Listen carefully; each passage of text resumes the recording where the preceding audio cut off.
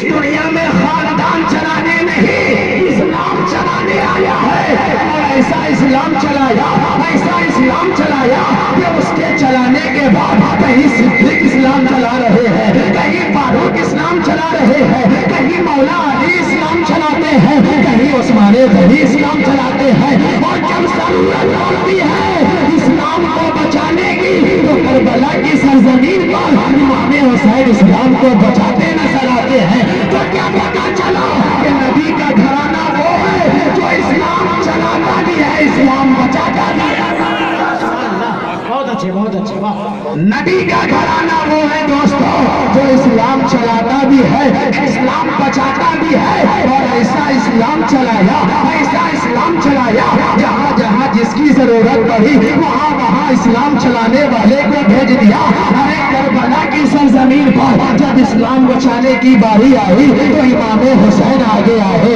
ارے اجمیر کی سرزمین پر جب اسلام بچانے کی باری آئی تو ادائے رسول کو اسلام کا بانی اور محافظ بنا کر کے بھیج دیا۔ لیکن کربلا الگ امتحان تھا، اجمیر الگ امتحان تھا۔ کربلا میں اسلام بچانا تھا، اجمیر میں مسلمان بنانا تھا۔ اسلام بچانے کے لیے استقامت چاہیے اور مسلمان بنانے کے لیے کرامت چاہیے۔ مسلمان بنانے کے لیے کرامت چاہیے۔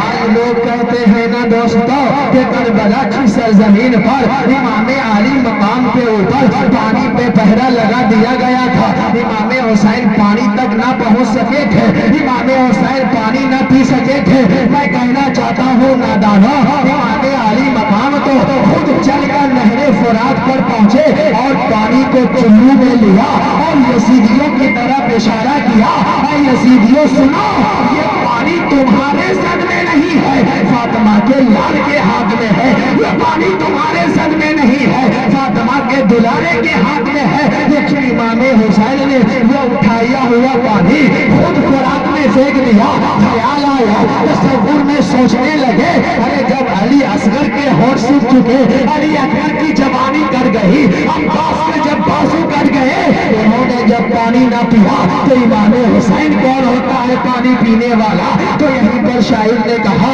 اگر وہ اشارہ کر دے تو کوثر برس پڑے، نہر فرات میں سے بن کے نکل پڑے۔ یہ امتحان صبر ہے، ورنہ میرے حسین انگلی زمین پہ رکھتے تو سمندر نکل پڑے۔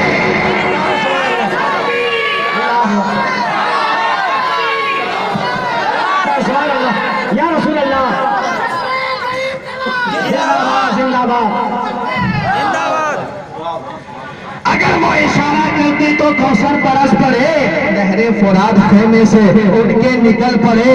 یہ امتحان صبر ہے، ورنہ میرے حسین انگلی زمین پہ رکھتے تو سمندر نکل پڑے۔ تو کہنے کا مطلب یہ ہے دوستو کہ کربلا کی سرزمین پر بھی پانی پہ پہرا لگا تھا، اور اجمیر کی سرزمین پر بھی وہی پانی پہ پہرا لگا تھا۔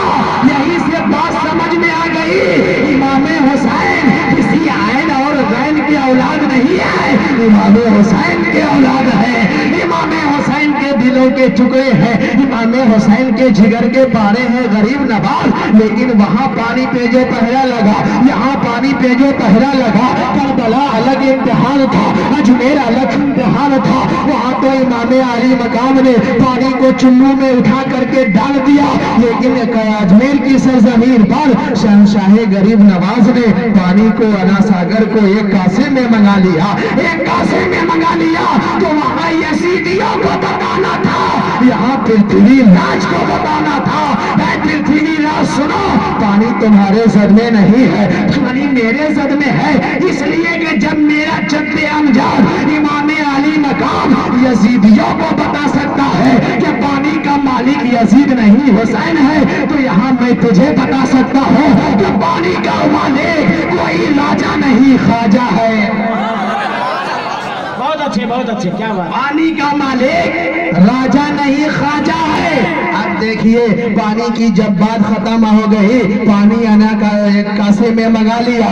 اب وہاں کے رعایا, وہاں کے سارے پرجے وہاں کے خشک آبی سے بڑے پریشان تھے. پانی لائے تو کہاں سے لائے, کھانا لائے تو کہاں سے لائے. یہاں تو غریب نواز نے ایک چھوٹے سے پیالے میں اتنا بڑا انا ساگر کو لے لیا ہے. اب پانی کیسے بنے, بات بنے تو کیسے بنے. پرتھوی راج نے سوچا یہ کوئی ایرو گہرو انسان نہیں ہے, یہ کوئی اللہ والا انسان ہے, یہ کوئی ایرو گہرو انسان نہیں ہے, یہ تو خدا والا انسان ہے.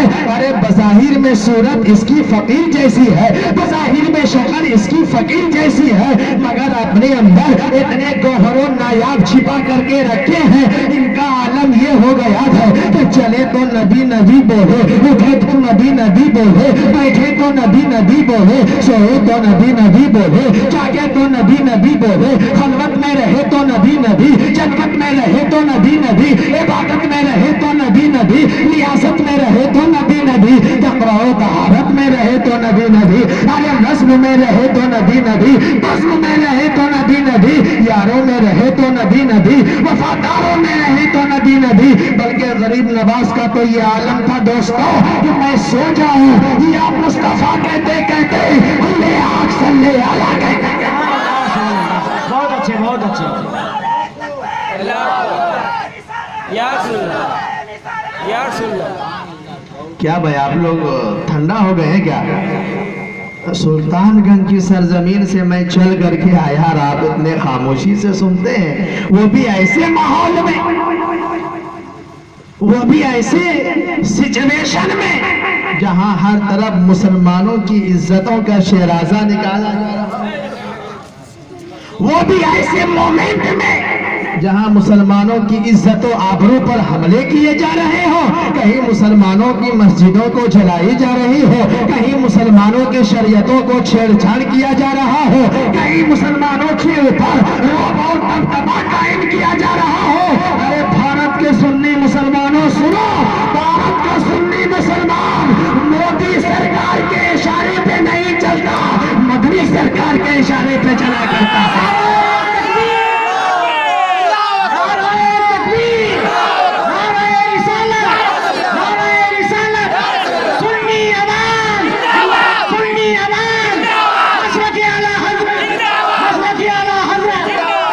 سبحان اللہ سبحان اللہ. کیا بات. بھارت کا سنی مسلمان, اور وہ بھی گجر کا سنی مسلمان. ارے یہ تو ایسا ہو ہی نہیں سکتا ہے, یہ تو ایک الگ بات ہے کہ دل و دماغ پر کسی کی حکومت ہو مگر دل پر مدنی سرکار کی حکومت ہوا کرتی ہے. اس لیے مودی سرکار ہمیں جو کہا کرتا ہے ہم وہ نہیں کرتے ہیں, بلکہ مدینے کا سرکار جو کہتا ہے ہم تو وہ کیا کرتے ہیں, ہم تو وہ کہا کرتے ہیں, ہم تو وہ بولا کرتے ہیں. مودی سرکار نے کہا وندے ماترم بولو, میں نے کہا جان چلی جائے مگر نہیں بولوں گا. مودی سرکار نے کہا جے بھارت ماتا کی جے بولو, میں نے کہا گردن کر جائے مگر بھارت ماتا کی جے نہیں بول سکتا. ارے ایک بار مدنی سرکار نے کہا سبحان اللہ بولو, ہم دن بھر بولتے ہیں. ایک مرتبہ کہا الحمدللہ بولو, ہم راتوں رات بولا کرتے ہیں. ایک مرتبہ کہا میری بارگاہ میں سلام پڑھو, ہم دنوں رات سلام پڑھا کرتے ہیں. سبحان اللہ سبحان اللہ. حق ہے وفا. سبحان اللہ. تو بھارت کا سنی مسلمان کسی یوگی اور مودی سرکار کے اشارے پہ نہیں چلتا بلکہ مدنی سرکار کے اشارے پہ چلا کرتا ہے. تبھی تو ہم دیکھتے ہیں دوستو کہ اجمیر کی سرزمین پر جب امام علی مقام کے اس نواسے نے, سرکار غریب نواز نے جب راجا کے اونٹ کو بٹھا دیا, کیا بات ہے. جب جا کر کے سرکار غریب نواز وہاں بیٹھے تو ان کے وزیروں نے کہا بھائی یہ جگہ خالی کرو, یہ جگہ خالی کرو. کہا کیوں؟ کہا یہاں راجا کے اونٹ بیٹھے. کیا بات ہے. یہاں راجا کے اونٹ بیٹھیں گے. تو तो गरीब नवाज ने कहा, वो तो इमाम हुसैन के औलाद थे, सब्र उसके अंदर गढ़ा हुआ था, उसने झगड़ा नहीं किया, उसने लानतान नहीं किया, उसने गाली गलौज नहीं किया, उसने रोब और दबदबा नहीं दिखाया, बल्कि हुक्मे रसूल पर अमल करके सिर्फ इतना सा कहा, जब यहाँ राजा के ऊँट बैठते हैं तो जाओ आज से राजा ही के ऊँट बैठेंगे। ऊँट बैठ गए, चाल हो गया, रात हो गई। जब ऊँट को उठाया जा रहा है, ऊँट उठता ही नहीं है, खूब धकेला जा रहा है, ऊँट उठता ही नहीं है। बादशाह के वजीर परेशान हो गए, पृथ्वी राज में पहुंचे, अर्ज किया, अरे ये किसने ऊँट को बैठा दिया है कि उठने का नाम नहीं ले रहा है, उठने का नाम नहीं ले रहा है। तो तसव्वुर ने जवाब दिया, अरे जिस ऊँट को राजा बैठा दे उसे दुनिया का कोई राजा उठा नहीं सकता। जिस ऊँट को ख्वाजा बैठा दे उसे दुनिया का कोई राजा उठा नहीं सकता है। अब अगर कोई उसको उठाएगा तो वो सरकार गरीब नवाज उठाएगा, वो ख्वाजा उठाएगा। जब वहां से आए, लोगों ने कहा हुजूर गलती हो गई, लोगों ने कहा हुजूर मुझसे गुनाह सरजद हो गया, आप मेरे ऊँट को उठा दे। सरकार गरीब नवाज ने सिर्फ जबान से इतना कहा, ऐ ऊँट उड़ जा। जैसे ही गरीब नवाज ने कहा उड़ जा, सारे ऊँट उड़ गए। तो यहाँ पर बात नुक्ते की ये है कि सरकार गरीब नवाज का हुक्म जानवर भी मानते नजर आ रहे हैं। जानवर भी जान रहा है कि हमारे ऊपर पृथ्वी राज की हुकूमत है, मगर हमारे दिमाग में, हमारे दिल में गरीब नवाज हुकूमत कर रहे हैं। गरीब नवाज की हुकूमत नामजद है, इसलिए तो देखा जा रहा है। पृथ्वी राज ने कहा उठो, कहा हम नहीं उठते हैं, इसलिए कि ख्वाजा ने बैठा दिया है। अब उठाने वाला कोई ख्वाजा ही होगा, अब उठाने वाला कोई सरकार इमाम हुसैन ही की तो औलाद होगा। इतने में जोगी जयपाल को भेजा जाता है, कहा तू यहाँ बैठने की बात करता है, पहले इस जोगी जयपाल से मुकाबला करो। जोगी जयपाल आसमान में उड़ना शुरू किया, अरे इतना उड़ा, इतना उड़ा, बहुत ज्यादा ऊपर चला गया। उधर से गरीब नवाज ने कहा, ऐ जूती, तुझे मालूम नहीं है कि कुफ्र आसमान में उड़ रहा है और तू नीचे ही है अब तक। गरीब नवाज की ज्योति उड़ी, जा करके जोगी जयपाल के गाल पर चटाचट पड़ने लगी। अरे जब ज्योति पड़ने के बाद जोगी जयपाल नीचे आया तो कदमों में गरीब नवाज के सर रख दिया और जिद के दिल से पढ़ा, ला इलाहा इल्लल्लाह मुहम्मदुर रसूलुल्लाह। जो है अभी दुनियादार के सरकार, तुम भी कान खोल करके सुन लो, चाहे वो मोदी सरकार हो, चाहे वो योगी सरकार हो, कहीं तुम्हारे गालों पर भी मेरे गरीब नवाज के जूते और चप्पल ना बरसे, और कहीं ऐसा ना हो कि तुम भी गरीब नवाज की दहलीज पर अपने सर को रखकर कहीं कलमा पढ़ के मुसलमान न हो जाओ।